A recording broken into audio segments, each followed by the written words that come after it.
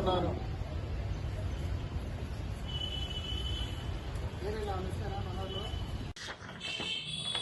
ఈరోజు district medical and health ఆఫీస్లో స్వచ్ఛాంధ్ర కార్యక్రమం అంటే గవర్నమెంట్ ప్రతి నెల 3వ శనివారము స్వచ్ఛాంధ్ర అనేటువంటి కార్యక్రమాన్ని, స్వచ్ఛాంధ్ర స్వర్ణాంధ్ర కార్యక్రమాన్ని ప్రతిష్టాత్మకంగా తీసుకుంటూ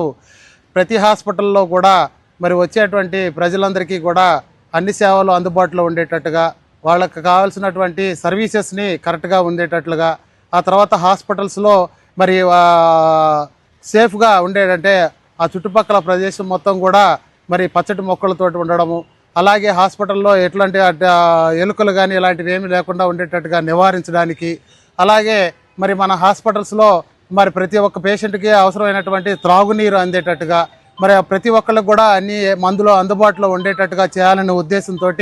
మరి ప్రతి నెలలో 3వ శనివారం రోజున ఇవన్నీ మన హాస్పిటల్స్లో పాటిస్తున్నారా లేదా, స్వచ్ఛతా కార్యక్రమాలు అనేటువంటి అవలంబిస్తున్నారా లేదా అనేటువంటిది ఒక చెక్ లిస్ట్ ఇచ్చి దాని ప్రకారంగా ర్యాంకింగ్ ఇవ్వడం అనేటువంటిది మరి గవర్నమెంట్ మన ఆంధ్రప్రదేశ్ రాష్ట్ర ప్రభుత్వం నిర్వహించడం జరుగుతుంది. కాబట్టి ఈ కార్యక్రమంలో మన జిల్లాలో వచ్చేసి మొత్తం 39 పిహెచ్సిలు, 26 అర్బన్ హెల్త్ సెంటర్లో ఈ స్వచ్ఛాంధ్ర స్వర్ణాంధ్ర కార్యక్రమాన్ని అనేటువంటిది మరి నిర్వహిస్తూ ఉన్నాము. దానిలో భాగంగానే